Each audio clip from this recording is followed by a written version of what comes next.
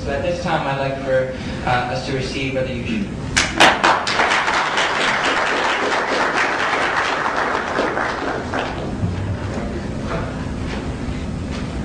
Assalamu alaikum. My name is welcome.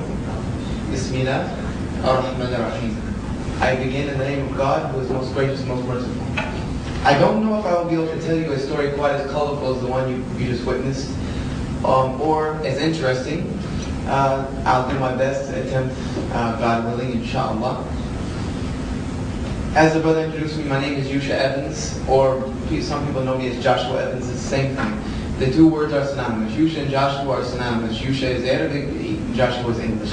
But they both are the very same name, Joshua. And I changed my name when becoming Muslim. Since I am short of time, because I did get trapped in some very serious traffic, I'm going to try to be very quick and tell you a really, really long story in a very, very short amount of time. So bear with me if I speak too fast. Feel free to raise your hand, tell me to slow down, throw something at me, whatever you feel is necessary. I was born and raised in Greenville, South Carolina in a very, very strict religious Methodist upbringing. I was raised by my grandparents who, as they say, old-fashioned. Just to give you some glimpse into what I mean by old-fashioned and very strict religious, I'm going to use gender issues just because they paint a very good picture. When it came to girls, when I reached the age of puberty and started becoming interested in girls and not thinking they just had cooties, girls were a no-no in my house. Not so much a no-no as a sense that if I wanted to have a girl over to the house, it had to be an appointment set. My grandmother and grandfather had to know they were coming. And when they came, we had to sit in the formal living room, which in most southern homes you have a formal living room and you have a dining room and all these other things. The formal living room, and my grandmother either had to be present in the room, or we had to be in the room while she was in the kitchen, cooking whatever with the door wide open so that she could hear the conversation and what was going on.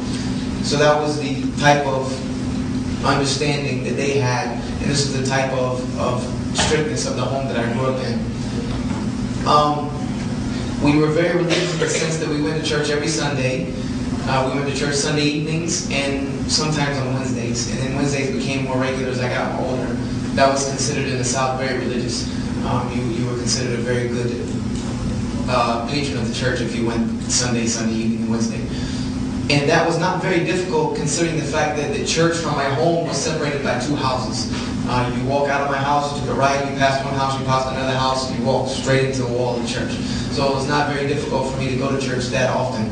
And that was how I was raised. We went to church. Before we ate, we prayed. Before I went to sleep, I prayed. Every time my grandmother had any commotion happen in the house, she prayed. The Bible was always open. We always read the Bible. My grandfather was always teaching me about, Noah and Moses and, David and Jesus and, all these good things.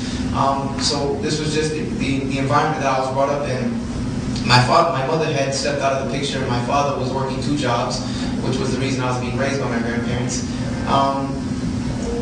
And this continued on until about 13 or 14 years of age. At about 13 or 14, I decided to start attending the youth services on Saturday evenings at my church. Youth services on Saturday evening were quite different from a normal Methodist Sunday service. Methodist services are very formal. You don't talk, you sit down, you listen to the service, you get up, you go outside of the church, and then you talk to each other, greet each other, and you go home.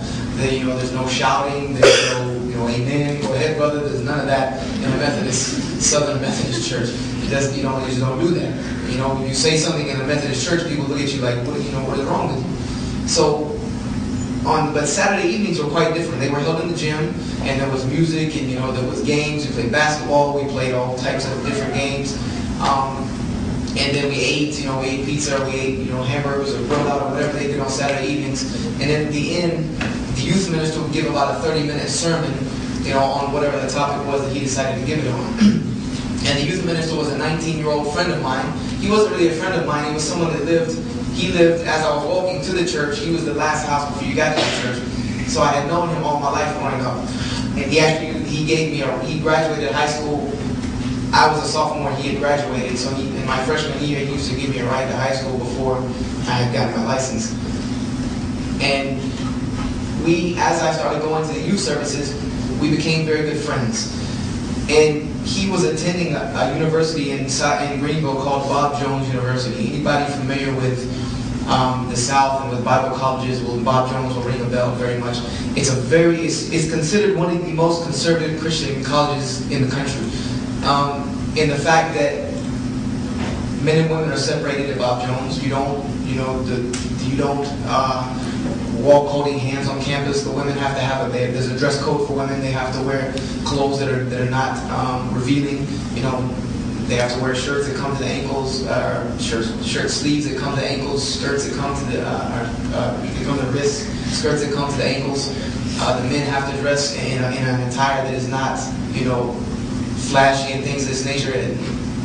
So Bob Jones is very, very conservative, which fit along with the scheme of how I was raised. So I wanted to attend Bob Jones as well. And he was attending Bob Jones, and his major was textual criticism.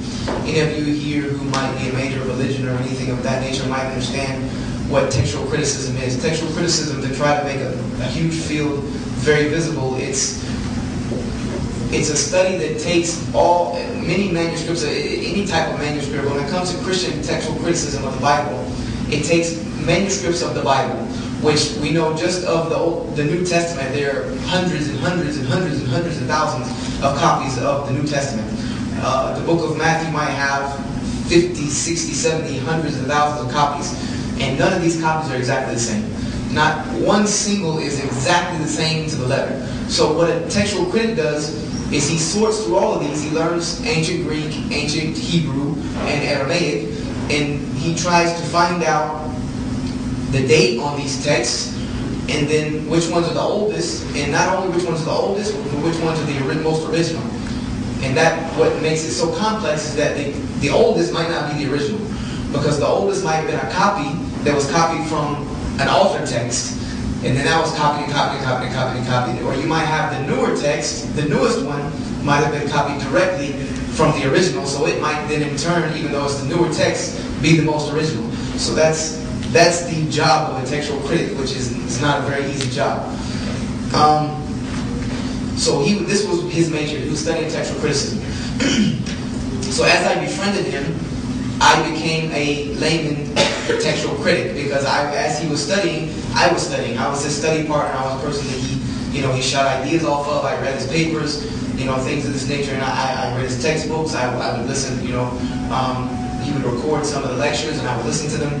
So as he was studying, I was studying, and I decided in my sophomore year I enrolled at Bob Jones, because there's a very long waiting list. At that time it was a few years long. So I had already enrolled at Bob Jones and already decided my major was going to be textual criticism. And since that was the case, me and him together decided to take up a study of the Bible. We said to ourselves, and he told me that he said that if this is our book, this is what we call BIBLE, this is the basic instructions before leaving earth. Therefore, if this is the book, this is the Bible, we need to study it and we should know it, because this is what is going to get us into heaven. This is what is going to give us the guidelines and the evidences of the salvation of Jesus Christ. This is the evidence. This is the proof of it. So he said we need to know this book. So we began studying the Bible, and we started from Genesis 1:1, and we decided we're going to read through it from beginning to end, beginning to end, beginning to end. So in doing this on my own, as he was going to school and things of this nature, he had a job also. He was going a little slower than me. It took me, in the whole period that I did this, I read through it about 6-7 times in about a period of 3 years. 2.5, 3 years, I went through it 6 or 7 times. And the Bible is a pretty big book. I will give it that. It's a pretty long read. But if you focus on it, and if you grew up in the environment that I grew up, that after school you did your schoolwork, and that was about it. I did not really go outside of the home much. Friends came over and things of that nature, but I was not really, given that much freedom to go out at that time.